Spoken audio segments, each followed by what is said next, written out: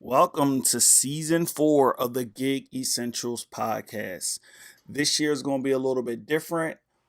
I wanted to do something where, considering my schedule, considering the time and energy that takes into putting the podcast together, I wanted to make sure that I wasn't just putting out a podcast and a YouTube series that was a, a regurgitation of everything out there.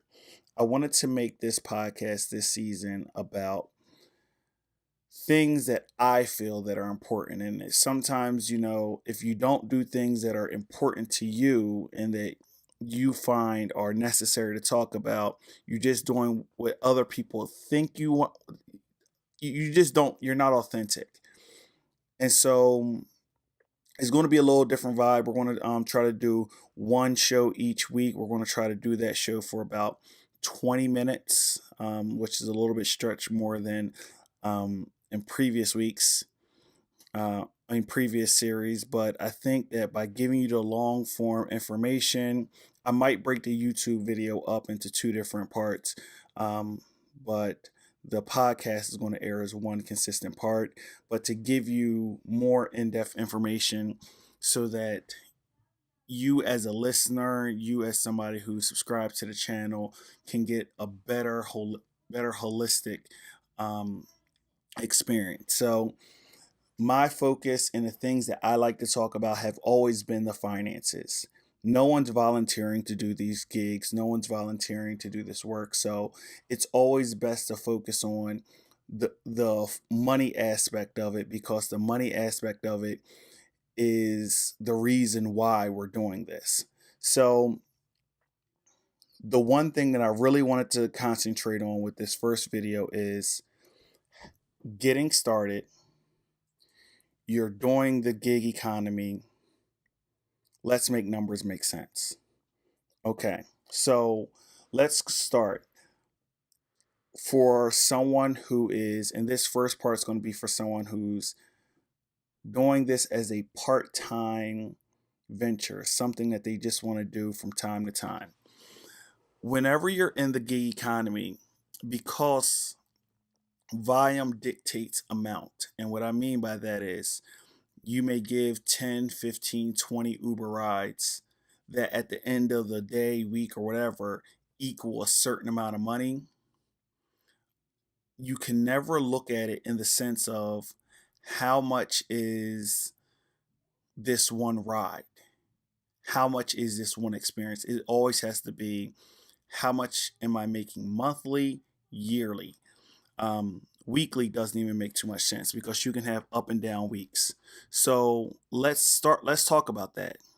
So recently I've been doing contract work for a company, and that company has, over the last 2 years, they've grown to the point, the amount of jobs that I do have grown to the point that I can honestly say that I make enough money doing that where I don't need to do other gigs. You know that I don't like up being confined to one source of income, but I can also say that there's a number of talents and skills and so forth that have made me quote unquote more marketable to even other companies. So I can just keep doing that. Um, but I also have a very aggressive debt paydown plan. And one thing that I will tell you, and one thing that I'm very big on, is if you are in the gig economy, debt can be your biggest enemy because it is very easy to start ringing up debt. And we'll talk about the ways that that happens down the road. But I'm on a very aggressive paydown plan. So the strategy is, and we'll talk about it as I incorporate the strategy more and more. But the strategy simply is, if I am in the gig economy and I am doing contract work, how do I make the gig economy a economic plus versus something I have to do? Well, the best way to do that is, there's three ways. Well, there's three different things we need to look at. Can you motivate yourself to do it? If you're not motivated to do it, no matter how much the money is, it's not going to work out for you. Um, and so you need to motivate yourself to say, okay, look, I have a regular job. I worked my 40, but by doing this, there's another goal. So the motivation for me is ultimately the fact that I am going to be able to pay down debt that I really want to get paid off. So that's my motivation. That's going to get me in at the place that I need to get so that I can get down this debt. The next question I got to you got to ask yourself is, well, if I pay down my debt, how am I going to do it on a monthly basis? So for me, I said, you know what? I have a certain amount of money that I already paid towards my bill with the normal earnings that I make. How can I pay down my debt? Well, one way that I can pay down my debt, and let me go ahead and silence my phone. Sorry about that. One way that I can silence my debt that I can lower my debt is by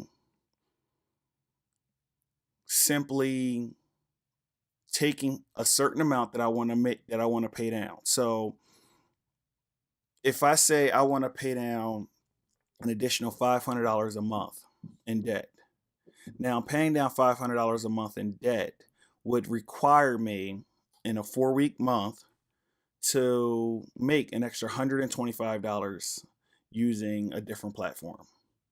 Well, that's actually not too hard. I mean, $125, I would guess that or if you go out on a busy night, like a Saturday night in the Charlotte area, or whatever your city are, you should probably make that in about 5 hours as a stretch, 4 to 5 hours. It could be something that simple. Or you could say, I don't really want to work during the prime times. I kind of want to work when I want to work, but I know when I can make this money, and you make the money at a time that makes sense for you. But the $125 is how much you need to make every week. And on a monthly basis, that will allow you to contribute an additional $500 to your bills. Now, some people will say, well, $500, that's not a lot to look at to pay down on your bills. Well, on the surface, it may not be on a monthly basis. But now let's look at what that looks like over the course of a year.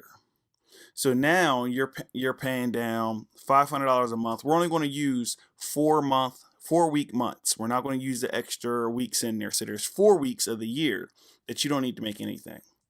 So now we're talking about 500 times 12. Now we're talking about $6,000 a year. Again, $6,000 is not generational wealth or anything like that. But just imagine and take a hard look at your finances. Just imagine what your finances will look like if you did not have $600, if you had $6,000 worth of debt. So, you know, if you have that left on a car payment, student loan, maybe you just want to cover your rent a piece of your rent every month, whatever the case may be, or your insurance, or whatever the case may be, whatever you put that money towards, that is real money that's paying off real debt. That's going to get you to a more financially independent time. The reason why I mentioned that is because ultimately, the higher you have in debt, the more you have to work. If you are in a situation where you have very little debt, then you don't have to work as hard. You may realize, why do I need to work on a Saturday night or a Friday night, whatever the big nights in your city? I can work during a day for a few hours at my own pace, and even though I'm making less money, because I don't have the debt, I'm good. So that's why I say that. Now,